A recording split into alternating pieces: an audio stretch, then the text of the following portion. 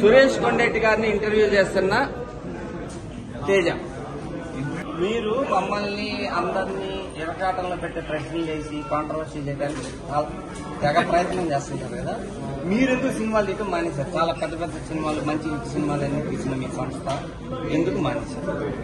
Corona వచ్చిన తర్వాత, pandemic time తర్వాత థియేటర్కి జనాలు సరిగ్గా రాక, సరైన సక్సెస్ ఎక్కువ లేకపోవడం వల్ల, రాలేకపోవడం వల్ల భయం వేసి నేను కథే నాకు హీరో, నేను చేసిన సినిమాలో కథే నాకు హీరో, అలాంటి కథలు దొరికినా కానీ థియేటర్కి వస్తారో రారో భయం వేసి ఆగి ఓటీటీ ఇప్పుడు ప్రాణం. థియేటర్ అనేది చాలా తక్కువ. ఇప్పుడు మీరంటే సురేష్ బాబు గారితో సినిమా తీస్తారు కాబట్టి ఆయన సొంత థియేటర్లు ఉన్నాయి కాబట్టి, ఆయనకి ఎక్కువ థియేటర్లు ఉన్నాయి కాబట్టి ఆయన ఎక్కువగా రిలీజ్ చేయగలరు. వేరే వాళ్ళ సినిమా మీరు థియేటర్ గురించి చెప్తున్నారా? ఆడియన్స్ చూడట్లేదు. మీరు ఒక ఎగ్జిబిటర్ కాబట్టి చెప్తున్నాను, థియేటర్ ఆనర్ కదా. మీరు కన్ఫ్యూజింగ్ గా చెప్పొద్దు. చెప్పండి.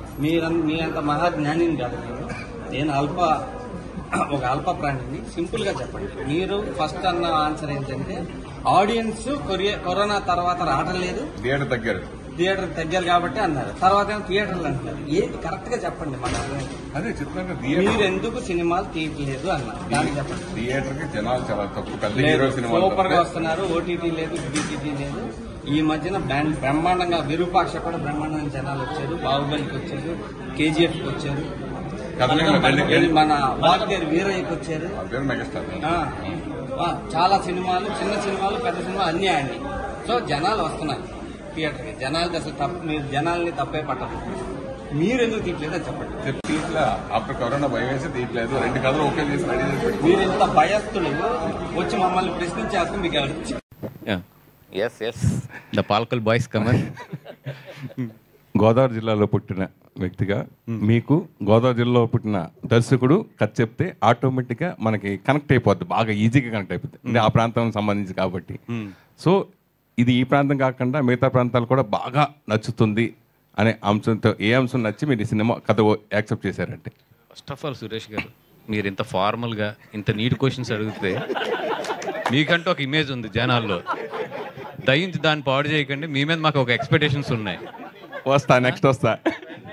ఇప్పుడు ఇందాక ఎవరో నాకు చెప్తున్నారు లోపలికి వచ్చినప్పుడు, ఏమండి సురేష్ గారిని పిలిస్తే ఛాంబర్లో మీకు ఫోన్లు వస్తాయని చెప్పి. ఫోన్ తర్వాత పబ్లిసిటీ వస్తుంది, ముందు రమ్మని చెప్పాను నేను. థ్యాంక్ యూ పిలిచి. నువ్వు ఎట్లా కొన్ని క్వశ్చన్స్ అడిగితే ఓకే, నెక్స్ట్ వస్తాను సార్, దాని తర్వాత వస్తా. ఫస్ట్ దీనికి సమాధానం చెప్పండి. అంటే మనం కనెక్ట్ అవుతాం కదా, మనం రియల్ లైఫ్లో మనం ఏం జరిగినా ఏదో ఉన్నా అన్ని చూసుంటాం. అది చెప్పేటికి అంతలా గంటన్నర సేపు నవ్వి మళ్ళీ గ్యాప్ ఇచ్చి మళ్ళీ చేసే సినిమా చేసే అందుకోసం అడిగా. సురేష్ గారు, ఇప్పుడు నేను పుట్టినప్పుడు వచ్చారు మీరు ఇండస్ట్రీకి. మీరు సంతోషం మ్యాగజైన్ స్టార్ట్ చేసినప్పుడు నేను స్కూల్కి వెళ్తూ ఉండేవాడిని. అక్కడ గీత ఆర్ట్స్లో కథ లేకుండా ఓన్లీ కామెడీ మీద తీసేనా నేను ఎంత చెప్తే మాత్రం మీరు నమ్మేస్తారు. అది అరవింద్ గారు ఒప్పుకుంటాడు ఫస్ట్ అయినా? అసలు ఒప్పుకోరు. దీంట్లో అంటే మేము ఇంకా రివీల్ చేయలేదు, ఫర్దర్గా రివీల్ చేయబోయేదంటే వినోద్ కుమార్ గారు. ఓకే, అది సర్ప్రైజ్ ఫ్యాక్టర్. అది వినోద్ కుమార్ గారు ఒక ఫాదర్ క్యారెక్టర్ చేశారు ఈ సినిమాలోని. అంటే మనం చాలామంది ఇళ్లల్లో అంటే కథకి సంబంధించిన మెయిన్ పాయింట్ అది నేను రివీల్ చేయకూడదు, కానీ 100% ఆయనతో వెళ్ళి క్లైమాక్స్ లాస్ట్ 15 minutes ఏదైతే ఉందో, నేను ఎంత నవ్వినా కూడా last 15 minutes is my favourite part in the film. ఈ సినిమాలో ఆటగాడు ఎవరు? ఈ సినిమాలో ఆటగాడు ఒకడు ఉన్నాడు. నువ్వు అడగవలసింది ఈ సినిమా బయట ఆటగాడు ఎవడని అడగాలి. బయట ఆటగాళ్ళు ఇప్పుడు రోజు టీవీలో అన్నింటిలో చూస్తున్నాం బాగా, రోజు అదే న్యూస్ మొత్తం అంతా. రియల్గా మా దాంట్లో ఆటగాడు అంటే తెలియదు, మరి నేను లేను ఎక్కువ లొకేషన్లో అక్కడ. జనరల్గా ఇండస్ట్రీ పుట్టినప్పుడు నేను 30 సంవత్సరాలు చూస్తున్నా అంటే సక్సెస్ శాతం 5%. నిజంగా అప్పుడు సీడీలు వచ్చేసి అని, లేదంటే పైరసీ జరిగిపోయిందని, ఇలా ఏదో ప్రాబ్లం వస్తూనే ఉంది. మన ప్రతి కొన్నాళ్ళు 5 yearsకి వస్తూనే ఉంది, ప్రాబ్లమ్స్ వస్తూనే ఉన్నాయి. పైరసీ కానీ సీడీలు వచ్చేసి రకరకాలుగా ప్రాబ్లమ్స్ ఫేస్ చేస్తుంది. సార్ ఇప్పుడు ఓటీటీ వచ్చింది, ఓటీటీ వాళ్ళు బెనిఫిట్ పొందుతున్నారు. ఇదివరకు శాటిలైట్ బెనిఫిట్ పొందారు, ఇప్పుడు ఓటీటీ బెనిఫిట్ పొందారు. అయితే సక్సెస్ శాతం మొత్తం ఓన్లీ 5%. ఓ బ్లాక్ బస్టర్ ఒకటే ఉంటుంది, లేకపోతే 2 ఉంటుంది, కానీ అంత మించి రావు. అలాగే 10 సంవత్సరం ఒక సినిమా వస్తుంది. అలాగే ఈ సంవత్సరం కల్కి మొత్తం పాత థియేటర్లు కూడా మొత్తం ఓపెన్ చేసి ఆ సైడ్ దుమ్ము దులిపి కలెక్షన్స్ చేసింది. అలాగే కంటెంట్ ఉన్న సినిమా మారా సినిమా డబ్బింగ్ సినిమా కలెక్ట్ చేసింది. అట్లాగే భారతీయ సినిమా యావరేజ్ అయినా ఫస్ట్ ఓపెనింగ్ వరకు తీసుకుని మళ్ళీ ఆగిపోయింది. సో ఇది కామన్గా జరుగుతూ ఉంటుంది. ఇందాక మీరు చెప్పారు కదా, ఇంకా అయిపోయింది, కొన్ని థియేటర్లు మూసుకోవాల్సింది. ఎందుకు ఆ మాట అనాల్సి వచ్చింది? సక్సెస్ అయితే ఇప్పుడు ఒకేలా ఉంది కదా, ఎందుకు అది మళ్ళీ ఇప్పుడు వరుసగా ఇప్పుడు ఈ చిన్న సినిమా కూడా బ్లాక్ బస్టర్ చాలా సినిమాలు ఉన్నాయి. ఇదే కల్కి ఒక 3 years బ్యాక్ వచ్చి ఉంటే కనుక ఇప్పుడు మనం ఏ నెంబర్స్ చూసినామో దీనికి డబల్ నెంబర్స్ చూసేవాళ్ళం. అంటే నెంబర్స్ అనేది మనకు తెలుసు ఇప్పుడు ఎట్లా ఉన్నాయి ఏంది అనేది. అంటే కల్కి దాని కెపాసిటీ ఏంటో థియేటర్స్లోని స్టిల్ ఈరోజు ఒక 30% పీపుల్ ఏంటంటే ఇంకా అది ఓటీటీకి వస్తుంది కదా అక్కడ చూద్దామని చెప్పి ఇంకా సినిమా చూడకుండా ఇంట్లో కూర్చున్న వాళ్ళు ఉన్నారు. ఇదివరకు అలా ఉండేది కదా. నిజంగా అంత పెద్ద సినిమా అంత పెద్ద హిట్ అయితే బాహుబలి 1 ఆ 2 టైంలోని నెక్స్ట్ అసలు మాకు 3-4 weeks థియేటర్గా ఫుల్ అయిపోయిన రోజులు ఉన్నాయి. మగధీరాకు కానీ బాహుబలి 1 కానీ 2 కానీ. ఇప్పుడు మరి కల్కి అంత పెద్ద హిట్ అంత బాగుంది కానీ స్టిల్ దానికి రావాల్సిన ఇన్కమ్ అయితే రాలేదనేది నా ఒపీనియన్. దానికి ఏంటంటే వాట్ ఎవర్ నేను చెప్పాను ఇందాక థియేటర్స్కి జనాలు తగ్గుతున్నారు అనేది చెప్పాను. అట్లా అది రెండోది చూస్తే ఇప్పుడు కల్కి లాంటి సినిమా 2 yearsకో 3 yearsకో వస్తుంది. ఇప్పుడు మాకు నిజంగా చూస్తే డిసెంబర్ నుంచి మొన్న కల్కి వచ్చే వరకు కూడా ఫస్ట్ టైం ఎగ్జిబిటర్స్, పెద్ద ఎగ్జిబిటర్స్, నేను చెప్పేది ఎక్కడో చిన్న చిన్న ఎగ్జిబిటర్స్ కాదు, కరెంటు బిల్లు కట్టలేని సిచ్యువేషన్లో వెళ్ళిపోయారు వాళ్ళు. అండ్ చాలా థియేటర్లు కల్కి సినిమాకి రీఓపెన్ చేశారు. అవును, అందుకనే అడిగాను. రీఓపెన్కి అప్పు తీసుకొచ్చి కరెంటు బిల్లు కట్టి రీఓపెన్ చేశారు.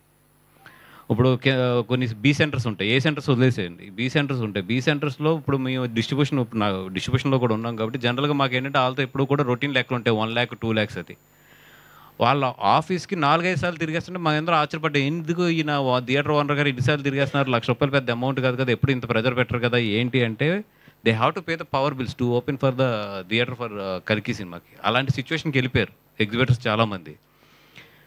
ఇప్పుడు చూసుకుంటే ఇప్పుడు కల్కి అయిపోయింది, ఇక్కడ నుంచి మళ్ళీ పెద్ద సినిమా ఎప్పుడుంది? Devara September 27th. దాని తర్వాత మళ్ళీ పెద్ద సినిమా అంటే December 6th పుష్ప. ఈ మధ్యలో గ్యాప్లో కరెంట్ బిల్స్ తట్టుకోవడం కానీ ఇవన్నీ తట్టుకోవడం కానీ ఇవన్నీ ఓకే, ఇన్కమ్ ఎంత క్రియేట్ చేస్తున్నా కూడా ఈ సినిమాలకు రావాల్సిన రెవెన్యూ అయితే మాత్రం డెఫినెట్గా 30-40% తక్కువే వస్తున్నాయి. అది అంటే కల్కి రికార్డ్స్ని పుష్ప 2 బ్రేక్ చేస్తుందా? చేస్తే బాగుంటుంది, ఇండస్ట్రీ బాగుంటుంది, ది ఎగ్జిబిటర్లు బాగుంటారు. అది ఒక సినిమా ఇంకో సినిమా 100% బ్రేక్ చేయాలి ఇప్పుడు కూడా. ఇప్పుడు సచిన్ రికార్డ్స్ కోహ్లీ చేయలే, అలాగే ఎవరికాలు రికార్డ్స్ బ్రేక్ చేసుకుంటూ వెళ్ళాలి. నితిన్ గారు సార్, జనరల్గా చిన్నప్పటి నుంచి మనం టీవీలో చూస్తూ లేదా సినిమాకి వెళ్ళి సినిమా చూస్తూ ఒక ఫేవరెట్గా మనం ఫ్యామిలీలో ఎవరున్నా కానీ ఒక అభిమానించేస్తాం కొంతమంది.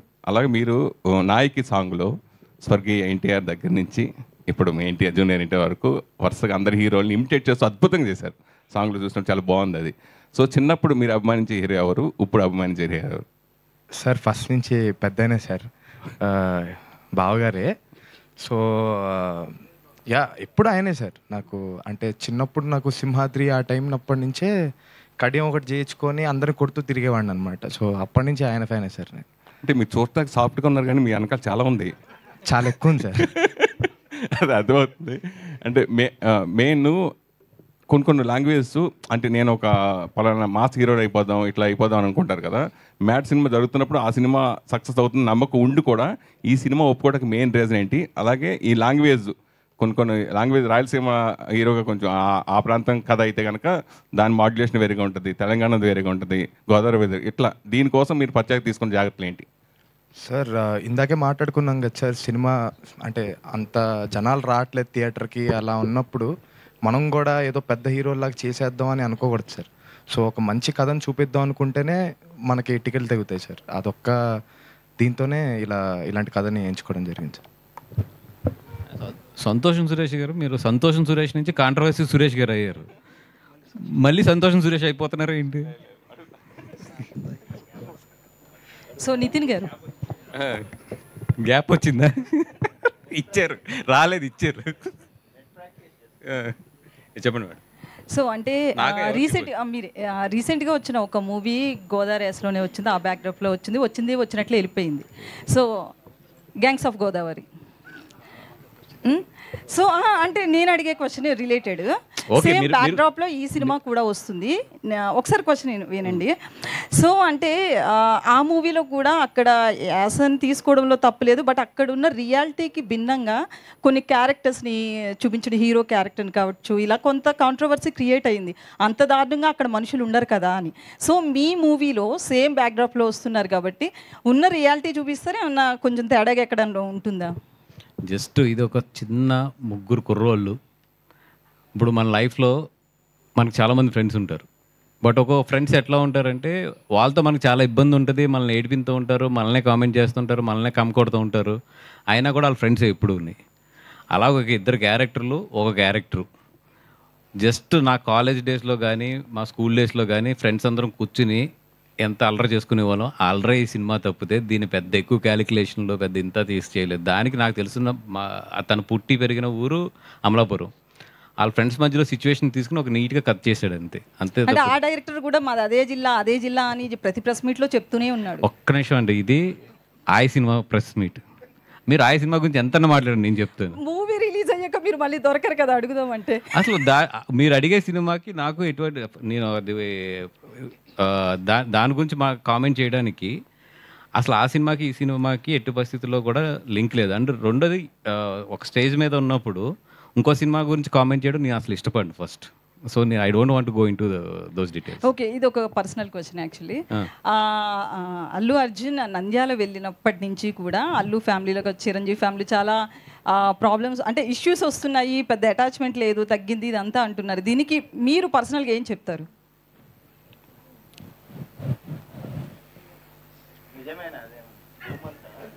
అంటే ఇందాక ఒక దానికి మీరు క్లారిటీ ఇచ్చారు కదా, అదంతా రూమర్ అని చెప్పి గడ్డం గురించి. సో ఇది కూడా అట్లేదనా, రూమరా లేకపోతే నిజంగా ఉందా? ఇప్పుడు కొన్ని సందర్భాల్లో ఒక ఫ్యామిలీలో కొన్ని సిచ్యువేషన్స్ వస్తాయి. బట్ మోర్ దాన్ ఎనీథింగ్ వాళ్ళ మధ్యలో ఉన్న రిలేషన్స్ కానీ వాళ్ళ ఫ్యామిలీలో జరిగిన సిచ్యువేషన్స్ కానీ ఇవన్నీ 20 years నుంచి చూస్తూనే ఉన్నాను నేను. చిరంజీవి గారు ఎప్పుడు కూడా ఒక ఫ్యామిలీ కలిసి ఉండాలి. ఎందుకంటే ఇప్పుడు ఆయన బెంగళూరుకి ఆయన సంక్రాంతికి మొత్తం ఫ్యామిలీని అంతా కూడా పట్టుకెళ్తారు. ఆయన నిజంగా పట్టుకెళ్ళినప్పుడు చాలా ఖర్చు అవుతుంది, ఎందుకంటే వీళ్ళందరూ స్టార్స్ వెళ్ళి అక్కడ ఉండటం కానీ ఇవన్నీ కూడా. బట్ అందరికీ కుదిరిన ప్రతి సంవత్సరం కూడా ఆయన తీసుకెళ్ళి దాన్ని ఒక సెలబ్రేషన్ కింద చేస్తాడు ఆయన. దానికి మెయిన్ కారణం ఏంటంటే ఫ్యామిలీ అంతా కూడా కలిసి ఉండాలి. ఓకే, పిల్లలందరూ ఎదిగారు, వాళ్ళకి ఇండివిజువల్ ట్రాక్స్ ఉన్నాయి, ఎవరు ఎలా జరుగుతున్నా కూడా ఫ్యామిలీ అంతా కూడా కలిసి ఉండి వీఆర్ వన్ అనే ఒక మెసేజ్ బయట పంపించడానికి అయినా కొన్ని సిచ్యువేషన్స్ వస్తాయి. అది వాళ్ళు ఇండివిజువల్ డెసిషన్స్ తీసుకున్నప్పుడు కొన్ని సిచ్యువేషన్స్ ఫేస్ చేయవలసి వస్తాయి ఫ్యామిలీలో. అంత మాత్రాన ఇప్పుడున్న ఏదో తాత్కాలిక ఎమోషన్స్ వీటిని తీసుకుని ఈ మెగా ఫ్యామిలీ అనే దాన్ని ఇక్కడ ఈ present situation point of view చూడటం అనేది నాకు ఎందుకో పెద్ద తెలివైన డెసిషన్ అనుకోను. ఎందుకంటే I know them very well. వాళ్ళ బాండింగ్స్ ఎట్లా ఉంటాయి, ఒక సిచ్యువేషన్ వస్తే ఒకరికొకరు ఎలా నిలబడతారు, ఒక సిచ్యువేషన్లో ఒకే ఒక సిచ్యువేషన్ చాలు ఇవన్నీ తీసేసి మీ అందరం ఒకటి అని చెప్పడానికి. Just I'm waiting for that time అంతే. అండ్ బట్ మేమందరం కోరుకునేది ఒకటి ఏంటంటే, వాళ్ళని చిన్నప్పటి నుంచి చూసాం కాబట్టి ఫ్యామిలీని అందరినీ కూడా మేమందరం కోరుకునేది ఏంటంటే ఈ ఫ్యామిలీ ఎప్పుడు బాగుండాలి, బాగుంటుంది కూడా. ఇవన్నీ జస్ట్ పాసింగ్ క్లౌడ్స్ అంతే. ఎస్, ఈ కొండ అనే సబ్జెక్టు అంటే వాళ్ళు మా మీద, మా లైఫ్ స్టోరీ మీద మీరు సినిమా తీయండి అని వాళ్ళు మిమ్మల్ని అడిగారా? మీరు వెళ్ళి మీ లైఫ్ స్టోరీ నేను సినిమా తీస్తానని మీరు అనుకున్నారా? నేను ట్రైలర్ అవ్వగానే చెప్పిన మొదటిసారి మీరు ఇప్పుడు నిద్రపోతున్నారో మీ ఫోన్ చూస్తున్నారో నాకు తెలీదు, చాలా క్లియర్గా నేను చెప్పాను. ఇది నేను ఫస్ట్ కొండమ్మ గురించి విని మొత్తం వేరియస్ పాయింట్ ఆఫ్ వ్యూస్ నుంచి వచ్చిన తర్వాత నేను వెళ్ళి I ask from them for what you call cooperation. ఎందుకంటే నేను అంతకుముందు ఎప్పుడైనా తీసినప్పుడు పేర్లు డైరెక్ట్గా పెట్టకుండా ఇదొక బేస్డ్ అపాను లేకపోతే ఆధారంగా చేశాం. ఇది ఫస్ట్ టైం నేను actual real people. So obviously నాలుగు పేర్లు వాడి వాళ్ళ మీదే తీస్తానని చెప్పినప్పుడు I have certain responsibility to talk to them. So వెళ్ళినప్పుడు నేను చెప్పిన దాన్ని కన్విన్స్ అయిన తర్వాత సుష్మిత గారు సెడ్ దట్. యా, ఇంతకుముందు మీరు చెప్పినట్టుగా శివ, రంగీలి, సర్కారు ఇట్లా ఎన్నో బ్లాక్ బస్టర్లు ఇట్లా ఇచ్చిన మీరు సడన్గా రాంగోపురంలో పస్ అయిపోయింది, రాంగోపురం పని అయిపోయింది అనుకున్న వాళ్ళకి మీరు ఏం చెప్తారు? ఈ సినిమా కొంచెం ఆ రేంజ్లో ఉంటుంది అనుకుంటున్నారు. భవిష్యత్తులో ఆ రేంజ్ సినిమాలు మీ దగ్గర నుంచి ఎక్స్పెక్ట్ చేయొచ్చు? అసలు వస్తాయా రావా? మీరు నిద్రపోతున్నారా? ఇప్పుడు జ్యోతిష్యుడిని కాదు. ఇప్పుడు ఇంకోటి ఏంటంటే దీనికి చాలాసార్లు ఇచ్చానండి ఆన్సర్, మళ్ళీ చంపగలను. సినిమా తీయటం వరకే నా పని, ఎలా ఆడుతుంది నా పని కాదు అని నాకు అంటే నోరు నొప్పి పెట్టేటట్టు అరిసి చెప్పాను. ఇంక వదిలేండి, థ్యాంక్స్. ఈ క్వశ్చన్ అడిగేశారు కదా, ఓకే. రాము గారు, అంటే ఒకప్పుడు రామ్ గోపాలవరం కలవాలంటే చాలా అదృష్టంగా భావించే వాళ్ళు అందరూ, చాలా మంది డైరెక్షన్ డిపార్ట్మెంట్. సరే, ఈ క్వశ్చన్స్ మనం తర్వాత మాట్లాడుకుందాం. సరే, లెట్స్ టాక్ అబౌట్ కొండ రిక్వెస్ట్. ఓకే, దాని గురించేనా? ఓకే, చెప్పండి. అంతే, దానికే అసలు వచ్చేది, చివరికి దానికే వచ్చేది.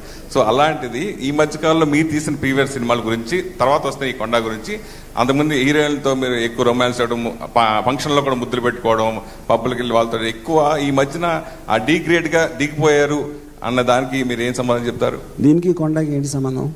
అంటే దాని రేంజ్ బట్టి ఇప్పుడు సినిమా తర్వాత సినిమా కూడా అదే లెక్క వస్తుంది కదా సార్, తర్వాత మళ్ళీ ఇది వస్తుంది కదా సార్.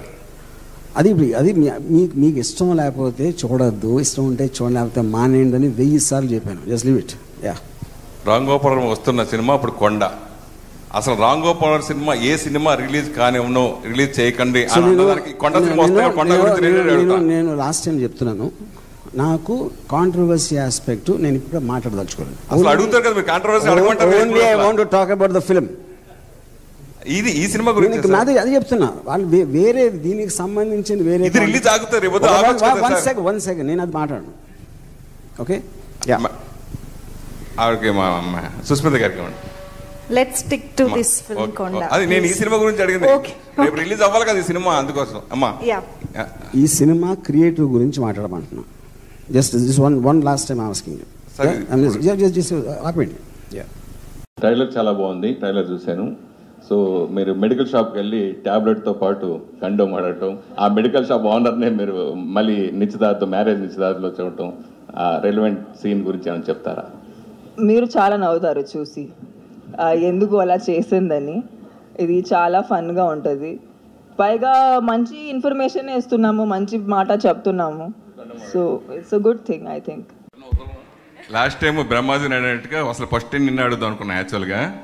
అంటే ఈ మధ్యన నువ్వు ఏం మాట్లాడినా సోషల్ మీడియాలో వరకు ఓకే, సరదాగా పంచులు వేసుకోవడం, సినిమాల్లో కూడా, సినిమా ఫంక్షన్లో కూడా, ప్రీ రిలీజ్ ఫంక్షన్లో కూడా అలా డబుల్ మీనింగ్తో మాట్లాడటం అవసరమా? Thank you sir. Actually double మీనింగ్తో మాట్లాడలేదు, మాట్లాడింది డబల్ మీనింగ్గా తీసుకున్నారు. రెండిటికి చాలా తేడా ఉంది. సో మేబీ నేను ఒక వర్డ్ని లేదా ఒక సెంటెన్స్ని హాఫ్ కట్ చేయడం వల్ల, సో ఏంటి అంటే ఆ నర్వస్నెస్ వల్ల, లైక్ థౌజండ్స్ ఆఫ్ పీపుల్ ముందు మాట్లాడడం వల్ల ఒక సెంటెన్స్ హాఫ్ కట్ అవ్వడం వల్ల అది తీసుకోవడం డబల్ మీనింగ్గా తీసుకున్నా. If it is a content, return content ఒకవేళ నేను ప్రాక్టీస్ చేసి విరూపాక్ష స్టేజ్ మీద అలా చెప్తే then you can question me for saying the double meaning. కానీ అది డబల్ మీనింగ్ అయిపోయింది, కానీ డబల్ మీనింగ్గా చెప్పలేదు ఎక్కడ ఇంటెన్షనల్తో. Thank you. కిలాడి నుంచి రామబాణం. సో ఈ మధ్యన డైరెక్టర్లు చాలా మంది హీరోయిన్స్ క్యారెక్టర్స్ ని డిఫరెంట్ గా క్రియేట్ చేస్తున్నారు, కొత్త జానర్లు అట్లా చూపించాలని చేస్తారు. ఈ సినిమాలో మీ క్యారెక్టర్ కొంచెం వల్గర్ గా ఉన్నట్టుగా అనిపిస్తుంది. దేని గురించి మీరు ఏమంటారు? కొంచెం అంటే రొమాంటిక్ గా ఉన్న, అంటే ఫ్యామిలీ సీన్స్ ఉన్నా కానీ మీ క్యారెక్టర్ డిజైన్ ఏ విధంగా ఉంది? కొన్ని అంటే నాకు తెలిసి ఇంతవరకు నేను ఎక్కడ వల్గర్ సీన్స్ కానీ నేను ఎక్కడ చూడలేదు, నారెల్స్ ఎటువంటి మీకు గ్లిమ్సెస్ కూడా అట్లాంటివి ఏం వదలలేదు అనుకుంటా. ఇన్ఫ్యాక్ట్ మీరు చూసుంటే సాంగ్స్లో, ఆ తర్వాత మా పోస్టర్స్లో అన్నిట్లో నేను శుభ్రంగానే, మీకు వల్గర్ అంటే నాకు యాక్చువల్లీ అర్థం కాలేదు. ఆ టైంకి ఏ పదం వాడాలో తెలియక వల్గర్ అన్నారు. కానీ ఏంటంటే మెయిన్ భయ్యా ఒక్క నిమిషం, అంటే తను కొంచెం చెప్పలేదు కదా, చెప్తే చాలా బాగా మాట్లాడుతుంది. అంటే ఇప్పుడు ఒక ప్రెస్ మీట్కి ఆవిడ వేసుకొచ్చిన డ్రెస్ చూస్తే ఈ సినిమాలో ఆమె క్యారెక్టర్ ఏంటో మీకు అర్థమైపోతుంది. అంటే ఈ సినిమా ఒక ట్రెడిషనల్ సినిమా, ట్రెడిషనల్గా ఉండాలి అని చెప్పి ఆ అమ్మాయి వెస్టర్న్ కూడా నేను వేసుకోనంటే చాలా ట్రెడిషనల్ అని అలాంటి డ్రెస్సులు వేసుకుని ప్రమోట్స్కి వస్తూ ఉంది. సో దాన్ని బట్టి ఆ సినిమాలో ఆ అమ్మాయి డెప్త్ క్యారెక్టర్ ఏంటో మీకు యాస్టీస్గా అర్థమైపోతుంది. మీతో పాటు వచ్చిన హీరోయిన్స్ నెంబర్ 1 పొజిషన్లోకి వెళ్తున్న చాలా శ్రీలీల కానీ మన వరుసగా చాలా మంది, అట్లా ఆ పొజిషన్లో డింపుల్ని ఎప్పుడు చూడొచ్చు అంటే మీరే చెప్పాలండి. అంటే సినిమా చేయడం వరకే మా బాధ్యత, ఆ తర్వాత ఆడియన్స్ అప్రిసియేషన్, మీ అప్రిసియేషన్, దాన్ని బట్టే అది నెంబర్ 1 నెంబర్ 2 వాట్ ఎవర్ ఆ నెంబర్స్ మీ నుంచే వస్తుంది. మేము చేయడం యాజ్ అన్ యాక్టర్ ఆ క్యారెక్టర్ ఏంటి, ఈవెన్ కిలాడిలో అయినా లేకపోతే ఇప్పుడు కూడా ఆ క్యారెక్టర్కి ఏంటి అనేదే ఉంటుంది. ఈ భైరవి క్యారెక్టర్ కూడా మీరు అన్నట్టు నాకు తెలిసి ఇది చాలా ఒబీడియంట్గా చాలా కేర్ తీసుకుని చేసిన character, to be frank. So ఇది కూడా మీకు నచ్చుతుందనే అనుకుంటున్నాను. సో యా, సంయుక్తమైన అంటే తెలుగులో మామూలుగా హీరోలు ఫస్ట్ హీరోలు ప్రిఫరెన్స్ ఇస్తూ ఉంటారు, చేస్తూ ఉంటారు. సక్సెస్ఫుల్ హీరోయిన్లే సినిమాలు ఎక్కువ మంది తీసుకుంటారు, గోల్డెన్ హీరోయిన్స్గా లెక్కేస్తారు. తర్వాత ఒక్క సినిమా ఫ్లాప్ అయినా ఐరన్ లెగ్గరా హీరోయిన్ ఐరన్ లెగ్గర అని చెప్పి అవకాశాలు కూడా ఇవ్వరు. అలాగే అంతకుముందు చాలా సినిమాలకి హీరోయిన్లు చాలామందికి వాళ్ళు ఫేస్ చేశారు, అలా జరిగినాయి. మీ సక్సెస్ఫుల్గా వరుసగా హిట్స్ కొడుతున్నారు, దానివల్ల వరుసగా సక్సెస్ఫుల్గా అవకాశాలు వస్తున్నాయి. అలా హీరోయిన్స్కి సక్సెస్ ఫెయిల్యూర్స్ అని రావడం సహజం. కాబట్టి గోల్డెన్ హీరోయిన్కి మిమ్మల్ని పోల్చడం మీరు ఎలా ఫీల్ అవుతున్నారు? అంటే నాకు ఈ కాన్సెప్ట్ మీద it's a very bad concept to call a heroine a golden leg or an iron leg. ఎందుకంటే ఒక మూవీ సక్సెస్ అయితే లేకపోతే ఫ్లాప్ అయితే the responsibility is for everyone in the film. And I don't believe ఇప్పుడు ఒక luck, it feels that they are putting us down saying that we're getting success only because we're lucky. సినిమాల్లో లవ్లో successful hero మీరు, రియల్గా లవ్లో successful hero కాదు మీరు. So అది ఎప్పుడైనా మీరు ఏమన్నా అనుకున్నారా? ప్రేమించిన అమ్మాయి మళ్ళీ ఇలాంటి ఒక కమెంటరీ నేను అర్థం చూసి కానీ నిద్రపోతున్నప్పుడు నా మైండ్లో ఇప్పుడు దాకా ఒక్కసారి కూడా ఆలోచించలేదు. కానీ రియల్ లైఫ్లో నేను ఎలా ప్రేమిస్తున్నాను దాని గురించి మీరు చాలా ఆలోచించారు. కాబట్టి నేను పర్సనల్గా కూర్చుని బయట మాట్లాడదాం అంటున్నా. వీళ్ళకి దానికి సంబంధమే లేదు, టక్కర్ సినిమాకి దానికి అస్సలు సంబంధమే లేదు. అగ్ర హీరోలకు పోటీగా సంక్రాంతి రిలీజ్ కానీ, సమ్మర్ రిలీజ్ కానీ, దసరా రిలీజ్ కానీ అన్ని సినిమాలు రిలీజ్ అప్పుడు కూడా మీ సినిమా పోటీగా రిలీజ్ అయ్యి గ్రాండ్ సక్సెస్లు కొట్టారు. సక్సెస్ సిద్ధార్థ ఇప్పుడు ఏమైపోయాడు, ఎందుకు దూరం అయ్యాడు అంటే? అది కాదండి, ఇప్పుడు ఒక సినిమా మంచి థియేటర్లో రిలీజ్ అవ్వడమే ఒక వరంలా ఉన్న కాలంలో కాదు, నా సినిమాకి ప్రెస్టీజ్ ఈ థియేటర్లోనే ఈ ఫెస్టివల్లోనే రావాలని కోరుకోవటం నాకు తెలిసి యాజ్ అ హీరో అది నా అలవాటు కాదు. ఎందుకంటే ఈరోజు నేను చెప్పినట్టు ఆడియన్స్కి చాలా చాలా చాయిసెస్ ఉన్నాయి. సో ఆడియన్స్ని ఎలాగైనా మా సినిమాని చూపించి ఆడియన్స్ని అలరించాలనేది ఒక కోరికగా తప్ప ఈ ముహూర్తానికి ఈ చోట ఈ గ్రాండియర్తో ఆ 20 years ముందు ఉన్న స్థాయిలో నేను చేయాలంటే అదంతా మీరు చాలా ఇవన్నీ ఆలోచిస్తారు. మీరు నాకు తర్వాత చెప్పండి, నాకు అలాంటి ఆలోచనలు రావు. నాకు సినిమా మంచి వాళ్ళతో మంచి పార్ట్నర్స్తో రిలీజ్ అవుతుందంటే ఐఎమ్ వెరీ వెరీ హ్యాపీ. టాలీవుడ్లో నెంబర్ 1 బ్యానర్లో ఇప్పుడు పీపుల్స్ మీడియా కానీ, అభిషేక్ అగర్వాల్ కానీ ఉన్నారు. వాళ్ళని ఈ సినిమాకి ఎలా పడేశారు? ఇద్దరిని పడేయటం కాదండి, మీరు మళ్ళీ సెక్స్ని వాడుకోవటం అన్నట్టు ఆయన చెప్పినట్టు పార్ట్నర్షిప్ అండి. ఎవరు పడేయలేదు. సినిమా చూసి దాని మీద ప్రేమించి చాలా ఒక ప్యూర్ ఎమోషన్తో వాళ్ళు పార్ట్నర్స్గా వచ్చారండి. మీరిద్దరు ఏదో కలిసి ఒకే మూడ్లో వచ్చినట్టున్నారు. వస్తా నేను బయట కలుస్తా, గల్ల చొక్కా వైట్ షర్ట్ గుర్తుంటుంది. వైష్ణవి గ్యాప్ అవ్వద్దు, డైరెక్ట్ క్వశ్చన్ ఆన్సర్. మళ్ళీ గ్యాప్ ఇస్తే ప్రమాదం అయిపోతుంది. చెప్పండి సార్. ఏ లేదు, చాలా ఇంటర్వ్యూలో చెప్పావు, ఎన్నో కష్ట నష్టాలు పడి నేను ఈ పొజిషన్కి వచ్చాను, ఇప్పుడు హీరోయిన్ ఈ సినిమా ద్వారా హీరోయిన్ అవడం అనేది నా డ్రీమ్. అది ఎప్పటి నుంచో నా డ్రీమ్. మీ మొదటి హీరోయిన్గా మీ మొదటి సినిమాలో వెరీ గుడ్ ఎక్స్పీరియన్స్ అన్నీ. అంటే ఫస్ట్ డి గ్యామరాజ్గా కాసేపు చేసిన తర్వాత ఒకరిని ప్రేమించడం, ఒకరితో రొమాన్స్ చేయడం, ఇంకొకరిని అమ్మ పెళ్లి చేసుకోవటం. సో ఇన్ని ఎక్స్పీరియన్స్లు ఫస్ట్ సినిమాలోనే ఇన్ని చేయటం ఎలా ఫీల్ అయ్యారు? అన్న ఇది స్పాయిలర్ అన్న, ప్లీజ్ తను చెప్పండి. దయచేసి మీ దగ్గర ఒక్క రిక్వెస్ట్ ఏంటంటే క్వశ్చన్ అడిగేటప్పుడు మాత్రం కథ రివీల్ అంటే ఇలా అయ్యేలాగా, లేకపోతే నాకు అంటే రెండో రోజే కాబట్టి అందుకే ఉన్నదే కదా సినిమాలో ఉన్నదే కదా కరెక్ట్. కానీ ఇంకా అది స్టార్టింగ్ పాయింట్ చెప్పండి. Just request nothing. చెప్పమ్మా.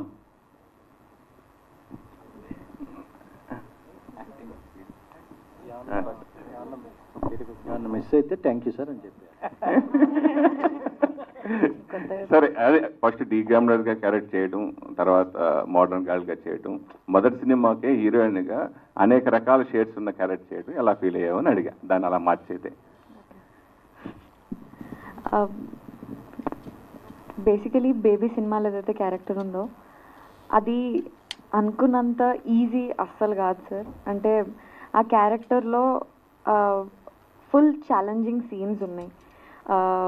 ఒక మీటర్ ఉంది, అక్కడ ఇక్కడ కొంచెం అటు ఇటు అయినా కానీ మీనింగ్ చేంజ్ అయిపోవడం లాంటిది కానీ వేరేలా కన్వే అవ్వడం ఇలాంటివి ఉన్నాయి కదా. సో ఆ ప్రాపర్ ఏదైతే డైరెక్టర్ గారు అనుకున్న మీనింగ్ ఏదైతే ఉందో అది చాలా చాలా బ్యూటిఫుల్గా ఉంది. అది నాకు అనిపించింది హార్ట్ఫుల్లీ. ఆ ఇన్నోసెన్స్ కానీ ఏది తప్పో ఏది రైటో తెలియని స్టేజ్ కానీ లేదా అది తప్పు అది రైట్, ఏది తప్పు ఏది రైట్ తెలియకుండా ముందు వెనుక ఏమవుతుందో చూసుకోకుండా ముందుకు వెళ్ళిపోవడం లాంటి సీన్స్ అవన్నీ కదా. ఇది చాలా ఛాలెంజింగ్ అండ్ బ్యూటిఫుల్గా రాసినారు. చాలా బ్యూటిఫుల్ క్యారెక్టర్ అనిపించింది. ఫ్రెండ్స్ ఏమన్నారు నీ ఫ్రెండ్స్ సినిమా చూసిన తర్వాత? అందరూ క్రేజీ చేసినారు. ఫస్ట్ ఆఫ్ ఆల్ నువ్వు చేస్తావు మంచి యాక్టింగ్ అని నమ్మకం ఉంది, కానీ నువ్వు ఇంత మంచి యాక్టింగ్ చేస్తావా అని మేము అనుకోలే. అసలు క్రేజీ చేసినారు.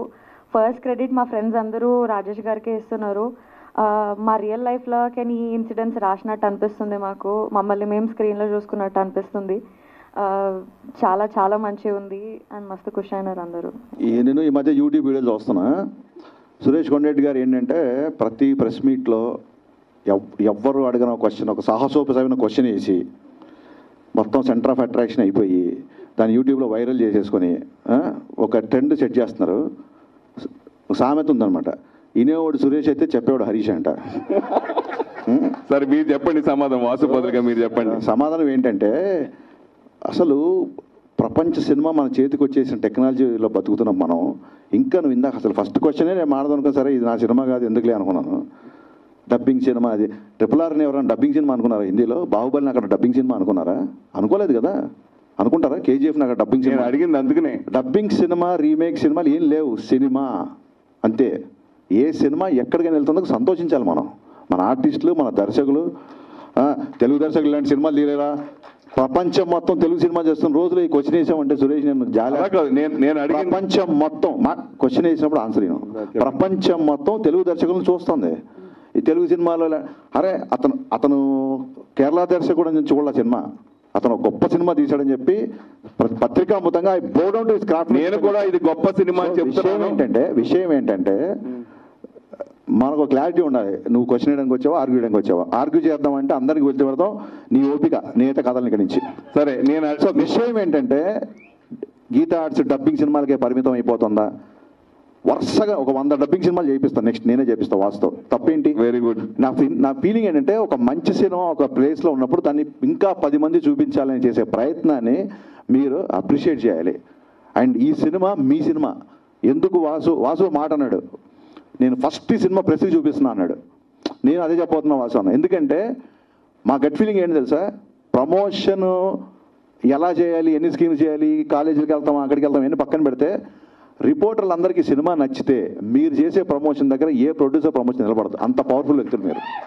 సో మా గట్ ఫీలింగ్ ఏంటంటే ముందు మీరు సినిమా చూస్తే డెఫినెట్గా మీరే 10 మందికి చెప్తారని మా ఇద్దరం ఫీల్ అయ్యాం ఈ సినిమా విషయంలో. అది మా నమ్మకం. మీరు వచ్చి డబ్బింగ్ సినిమా చేస్తున్నారు, వరుసగా డబ్బింగ్ సినిమాలు రీమేక్లే చేస్తాం. అవి మంచి సినిమాలు చేస్తున్నావా లేదా అని ఇంపార్టెంట్ ఇక్కడ.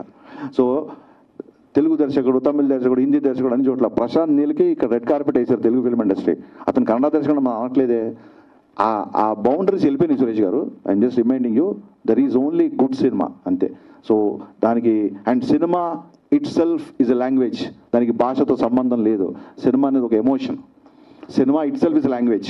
మనకి గేమ్ ఆఫ్ థ్రోన్స్ కానీ, మనీ హెయిస్ట్లు కానీ వాళ్ళు ఎప్పుడు ప్రెస్ మీట్లు పెట్టలా, వాళ్ళు ఎప్పుడు పోస్టర్లు ఇలా వినేలా పనిగట్టుకు చూడలా, మనం నిద్రలు పోగొట్టుకుని సీజన్ అవ్వట్లా, డేటాలు జీబీ అవ్వట్లా.